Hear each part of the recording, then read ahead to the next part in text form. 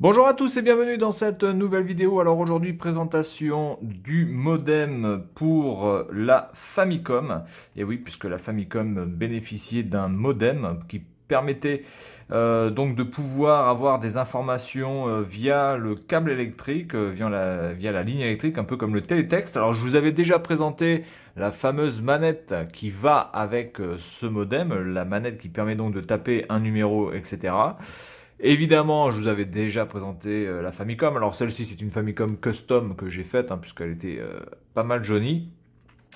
Et donc aujourd'hui, eh bien, troisième pièce du morceau, il nous manque plus que ce modem. Alors ce modem qui a une trappe qui fait penser un petit peu à la NES européenne et américaine, qui permet donc de mettre cette cartouche qui est le système entre guillemets d'exploitation du modem, puisque sans ça vous ne pouvez absolument pas utiliser le modem, vous n'avez pas de système d'exploitation qui apparaît à l'écran. Donc voilà, c'est une carte plutôt stylée là, un petit peu avec un côté aluminium. D'ailleurs, je pense que c'est de l'aluminium, c'est du vrai aluminium. Voilà, et que vous glissez exactement comme dans une NES et que voilà, vous baissez la trappe et vous protégez ici. Alors, je trouve que le modem est assez lourd, donc du coup, on va le peser parce que je trouve qu'il est quand même assez balèze. Il fait 566 grammes avec la carte.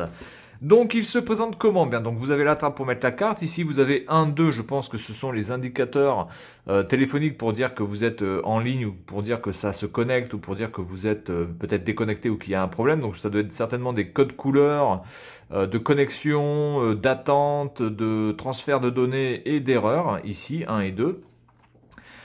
Derrière, vous n'avez rien. Vous avez ici sur le bas les trois ports possibles. Donc vous avez l'entrée de ligne, vous avez la sortie. Là, c'est la sortie de ligne. Là, vous avez l'entrée de ligne, je pense, pour mettre le téléphone. Là, c'est la sortie de ligne, donc je pense pour se connecter. Vous avez même du RJ45 qui est ici. Voilà, donc c'est quand même assez hallucinant pour l'époque. RJ45, vous avez le port qui est là, hein. Donc on pourrait presque même peut-être s'en servir pour se connecter sur Internet, pourquoi pas.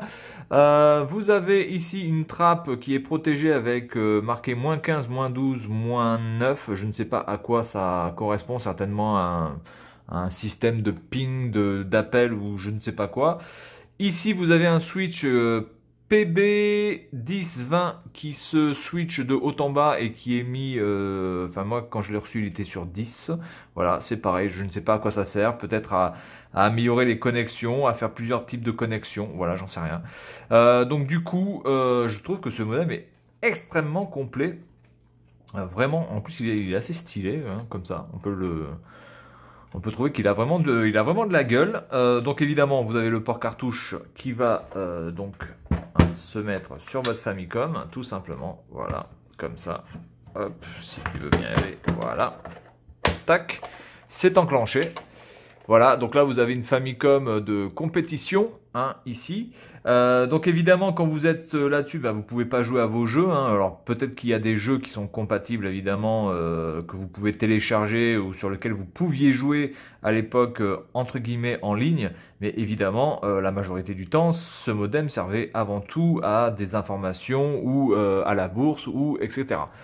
Donc évidemment dessous ici vous avez la place pour pouvoir mettre vos câbles téléphoniques. Voilà, donc ça a été prévu pour, ça a été plutôt bien pensé. Par contre le problème c'est que ce modem ne peut pas s'appliquer sur la Twin Famicom. Alors il s'applique sur la Twin Famicom dans le sens où je peux le connecter à la Twin Famicom, mais le problème c'est que la Twin Famicom est beaucoup plus profonde et donc du coup les ports qui permettent de brancher les câbles électriques téléphoniques sont cachés par le capot de la Twin Famicom, donc du coup je ne peux pas brancher de câble téléphonique. Voilà. Ensuite il vous manque plus qu'à utiliser votre télécommande puisqu'elle est absolument primordiale pour pouvoir utiliser le modem. Voilà. Et ensuite vous n'avez plus qu'à utiliser ceci pour taper le numéro de téléphone, taper le code correspondant à ce que vous cherchez, à faire défiler les pages, etc., etc. Donc on peut jouer, je pense, hein, je pense qu'on peut jouer, je pense qu'il y avait des jeux qui étaient disponibles, mais évidemment, pas les jeux en mode cartouche, puisque ce n'était pas possible. Après, je pense qu'il y avait différentes cartes possibles ici, qui permettaient certainement de lancer des jeux qui étaient dans ce format-là, donc il ne doit pas en avoir beaucoup, mais des jeux de ce format-là qui avaient un accès sur la ligne téléphonique, je pense que ça doit exister, mais ça doit être quand même assez rare. Ça, c'est vraiment la carte de base, la Gira-Pat, voilà, la Gira-Pat qui vous permet donc de simplement vous connecter, d'avoir un système d'exploitation qui s'affiche. Donc ce que je vais faire, c'est que je vais brancher la Twin Famicom et je vais mettre ce modem avec la manette. Évidemment, je ne vais pas connecter les lignes téléphoniques parce que ça ne sert strictement à rien, mais vous allez voir un petit peu à quoi ressemble le système d'exploitation de ce modem sur la Famicom. Voilà, donc allez, à tout de suite pour un petit essai. Allez, on est parti, petit test vraiment très rapide, petite démo. Voilà, donc on arrive là-dessus, 399 01 00 999, je ne sais pas ce que c'est, numéro de série, numéro à appeler en cas d'urgence, je n'en sais rien. Je vois écrit en rouge un petit peu un truc par rapport au téléphone, Dienne, je sais pas quoi, donc j'en sais rien. Donc je continue.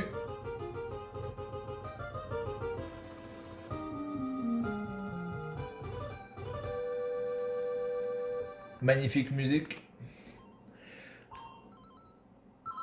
Voilà, donc là, il faut taper un code. Donc du coup, ce que je vais faire, c'est ça.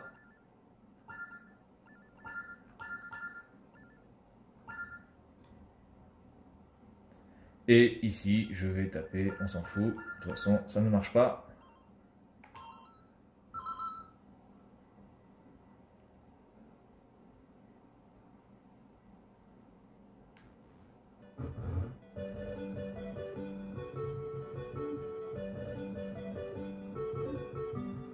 Voilà, donc ça c'est la musique pour vous dire que vous l'avez bien dans le cul.